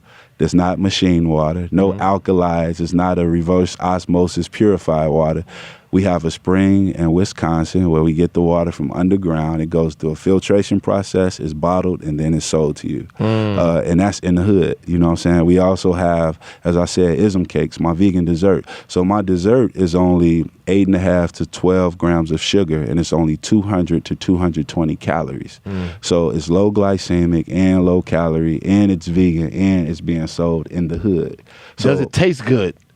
I'm the #1 local selling vendor in There you Whole go. Foods. That's the proof of concept. Right. Yeah, I deal with it, bro. So I'm the type of guy, like, as opposed to saying what the problem is, if I'm not doing anything about the problem, I can't speak on the problem. So, like I said, be a part of the solution. You gotta be the solution, because we are the solution, man. As long as we are continuing to wait for others to do for us, we're gonna be waiting forever. Word. We gotta do it, and we have the power to do it. We are phenomenal people. We are resilient people, and man, I'm a proof of concept that people say shit ain't been done before, it can't happen. But it's happening. Well, people will be like, this person is doing this person is doing this, this person is doing this. I want to do this, but they already doing it. Imagine if I would have had that mentality when I looked at the dessert game. Right. And I would say, Lil Debbie got desserts, or Intimus has dessert, or Eli has desserts, or Keebler has desserts. No, I got desserts too. I got desserts too. But man, it's like this. Right. A little different. And now you'll see my shit right on the shelves. Right next to them. Well, I'm in a store that they shit can't even they can't even get in. Yeah. So I want to ask you about, we're going to touch on 2 more things. I'm going to let you out of here. I appreciate you coming by. Appreciate you. But Larry Hoover. Yeah. So explain this to people, because when we talk about narratives, we talk about, I had Jay Prince on the show. Love him. Shout out to Jay Prince. Honorable man. And don't get no more honorable. Yeah. Much love to Jay Prince. Rap a lot, everybody down there in South Texas. But Jay Prince was on the show, and Jay Prince talked about the fact that he knows Larry Hoover, and the fact that he looks at his opinion of Kanye he had a positive opinion of Kanye. Basically, I'm paraphrasing. I can't even remember what he said. It was because Kanye was working to get Larry Hoover out. Now, we've heard Larry Hoover's name from different parts of the country, and we've heard it attached to being a big deal in the streets. We heard it attached to being like, he was, obviously there's the Rick Ross song, and he's mentioned in the same, breath with Meech and stuff like that. Now, obviously, if you're from the hood, you know that there's a lot more to those guys oftentimes than not. Sometimes there's not. Sometimes dudes exploit the hood, kill a bunch of people, sell a bunch of dope, do a whole bunch of shit, then they die, they go to jail. It's always a mixed bag. You never know what someone's doing something for. It seems like, though, in Chicago, the reverence for Larry Hoover and the respect for him has more to do, it's not about anything on the streets. It's in a different way. He's an important figure. People look to him as an inspirational figure. They look to him as a very powerful figure. They look to him in a different way. So someone that's not from Chicago and doesn't have the intimate knowledge, if you were telling them why Larry Hoover is so important, or why you would want to see Mr. Hoover released from prison, what would you say to them? Man, what I would say to them is simply this, man. So you say that Larry Hoover name is ringing. Absolutely. Okay, so if I ask you about the Kennedys, and I say Joe Kennedy or Jack Kennedy, the father of John F. Kennedy and Robert Kennedy. I would say bootlegger. Street dude. Yeah. His sons became president. Well, his son became president. But he made his money. Joe Kennedy made his money running illegal alcohol. He was part of the Irish mob. A dude that became mayor of Chicago, this dude named Daley. He was the first Daley. Yeah. He was part of the Hamburgs, which was an Irish gang that extorted businesses and really hated black people. Right. Dude became mayor of Chicago from a street background. You look at, and even this is off subject, but just to go back to the whole thing with incest, you have so many people trying to paint this narrative of this is a black issue, black families and this and that. But we live in a country where the president and his wife at one point was first cousins. the Roosevelts. Like, it was Eleanor and her husband was Theodore. What was the other Roosevelt? It was two Roosevelts that was president. Theodore was president. FDR was president. Franklin Delano. and Eleanor was first cousins. Is that real? Look it up. I didn't know that. First cousins. I thought, yeah. President of the United States and his first cousin was the first lady. Right. This is America. Right. And they say that it's a black issue. It's fucking crazy. Right. But to go back to the thing with You just Larry wanted to Hoover. throw that shot in at FDR in there. Just Shout out to him, but I just got to lay you down with some facts and shit. You know what I'm saying? Right. But the thing with Larry is, man, so you look at Malcolm X at the age of 21. Malcolm X was a street guy. He was a hustler. He dealt with prostitutes. He was a stick-up guy. He sold drugs. Yeah. Man, you look at the poet. She don't play. She passed. Maya Angelou. She was a prostitute at that age. You look at that and you like, damn, what if people would have condemned them and just left them right there where they were? Yeah. Larry Hoover Charlemagne says this. Charlemagne says, shout out to my brother. Charlemagne says, you have to let Malcolm Little become Malcolm X. Absolutely. He says, in this era, we hold people's past to hold against them. You got to let. We might have never got Malcolm X the way we hold people's past. Yeah, and the thing with Malcolm Little was a young man who was engulfed in the culture already because he was born with two parents that were Garveyites. They were part of the Black National Movement. His they father was killed for it. He was killed for it. So that's what he came into.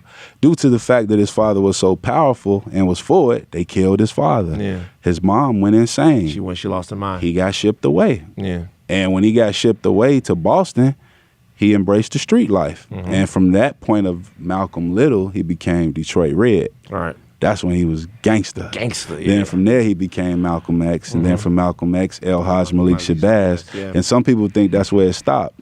But when he went back home to the continent, they called him Omawale, the child who has returned home, because they understood that his intentions were pure for Black nationalism across the globe.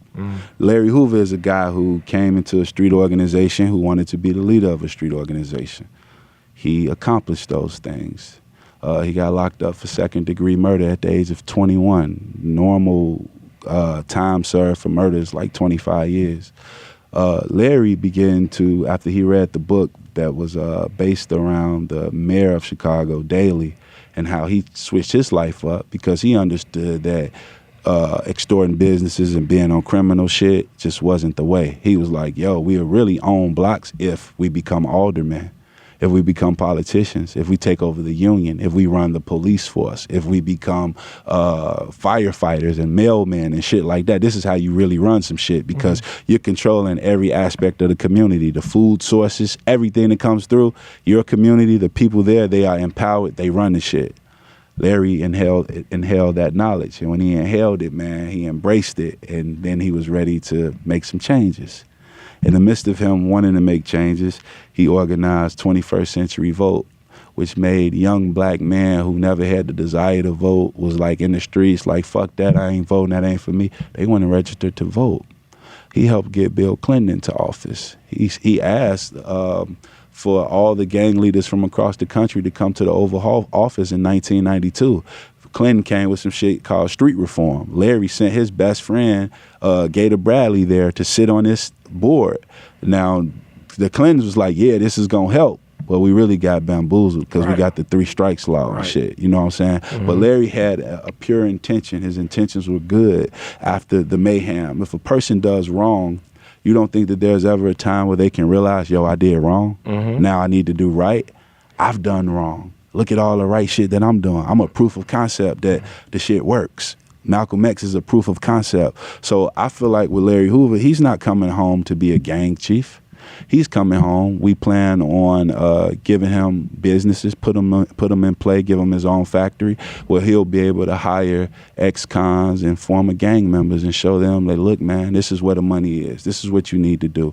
Make a transition. This right here will help you earn a living, to take care of your family, to own real estate as opposed to being a renter or somebody that's leasing a property. You become a homeowner. You build a legacy for your family, and these are the shoulders that they'll stand upon.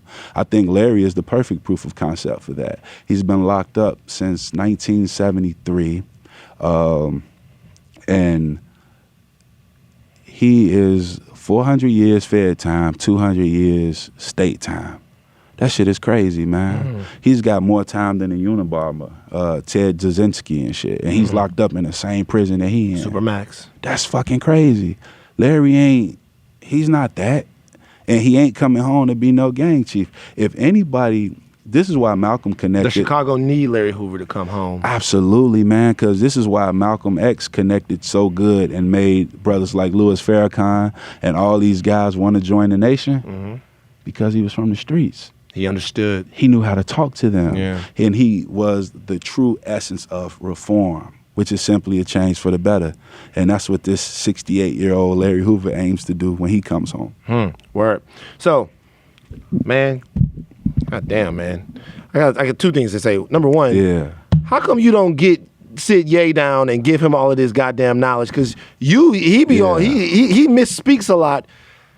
You encyclopedic with this shit. Like, if he got people around him like this, I don't understand how he says such crazy shit, dog. Well, this is the thing, man. He's his own man. And people tweak. Sometimes he tweaking. You know what I'm saying? Like, I will arm him. Just like when he went to the White House. All the news showed was the hat, and him hugging Trump like, oh, I love you. That's all shit that I wouldn't have done. I wouldn't have went up there doing all that. I wouldn't have wore the hat. But I'm me, he's him. The good thing about what he did was he spoke about jobs coming back to America. Yeah, he did. He spoke about reforming the school system. He talked about prison reform, no stop and frisk, which is something that goes on in Chicago anyway, where you could just be walking down the street. Police would be like, he might be a criminal. Then which seeks to assign criminality to young black men. It's just a disgust, not to young black men, to predominantly black and brown people. Stop and frisk treats people like criminals that aren't criminals. And he spoke against all this shit. Then I seen people saying, man, do he realize that the person he's speaking to is the main person that's on the other side? Well, with that being said, I would say that if you speaking to people that see the world the same as you do, it ain't even no need for the conversation because you don't have to change their mind. They get it. You could be like, hey, no stop and frisk. If you get it, you be like, all right, I'm with that. Is there a point, though, to where it's futile to talk to someone?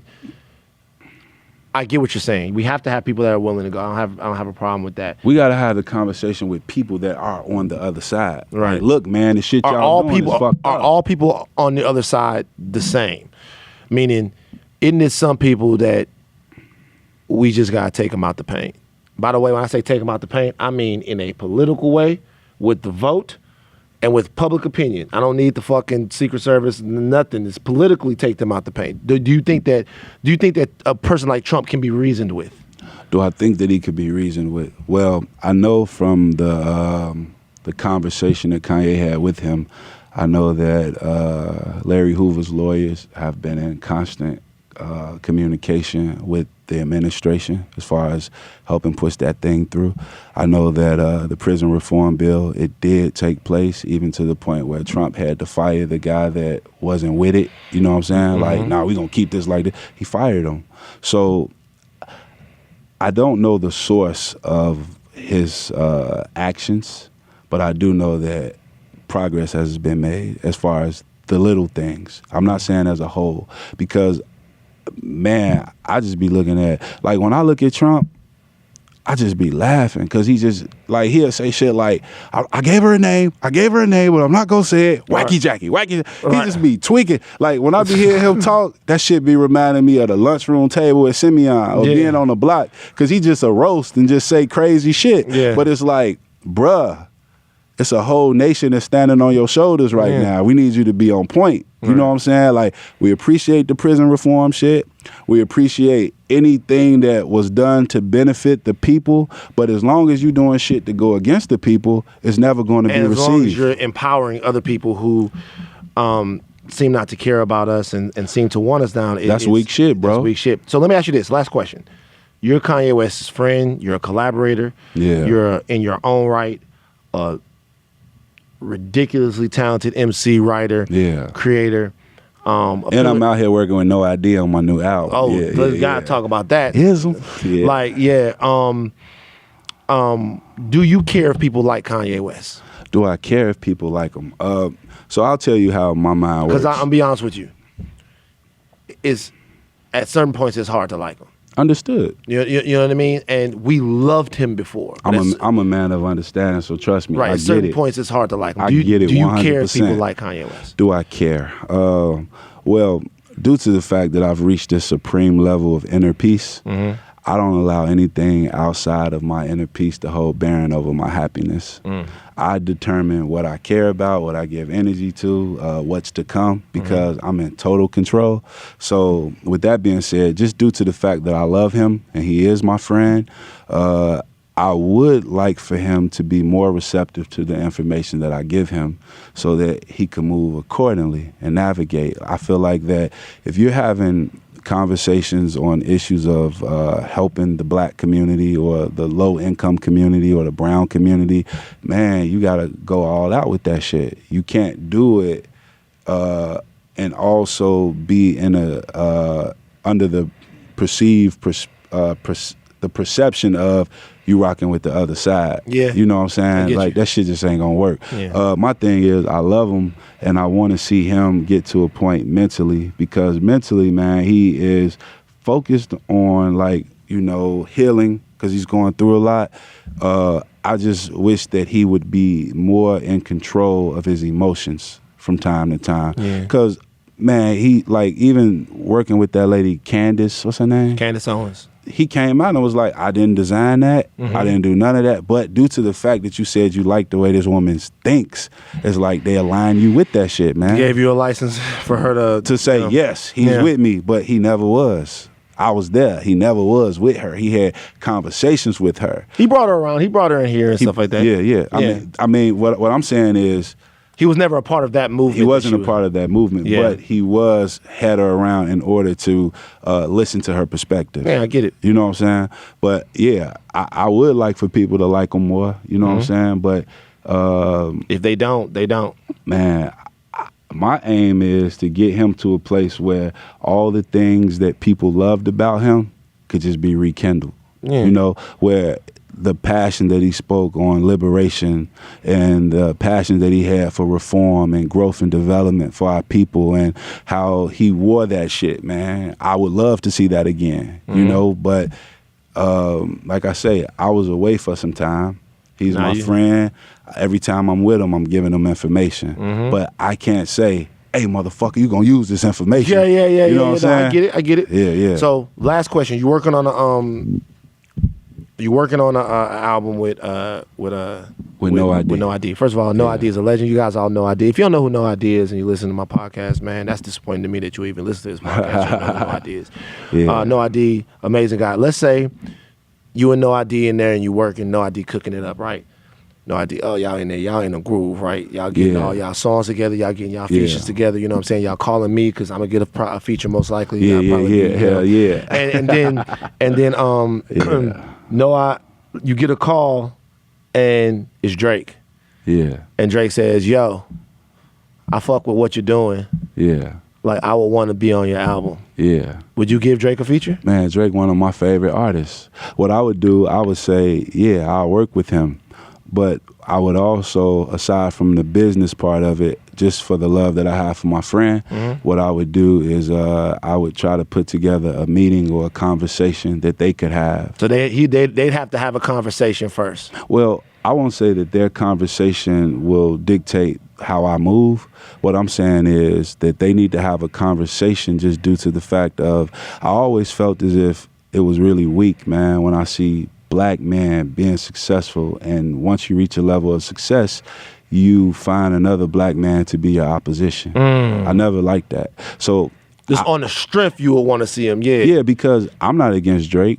I'm not against Ye. I'm not against nobody that's black that's getting money, because I look at that as something that we need to see more of. And if you getting money, I'm going to salute you and I'm going to hold you up so that whoever follows me or believes in me or looks at my perspective, they could look, man, this is black excellence. Hold it up.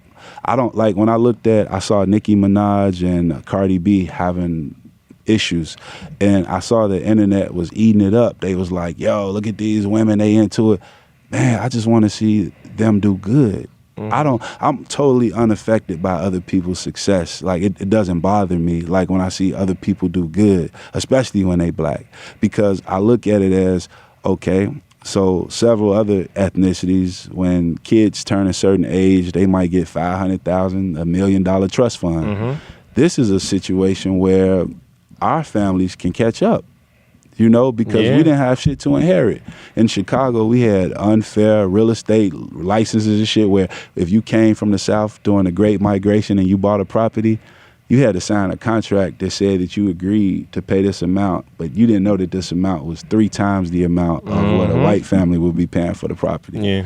My thing is, man, I'm just not with genocide.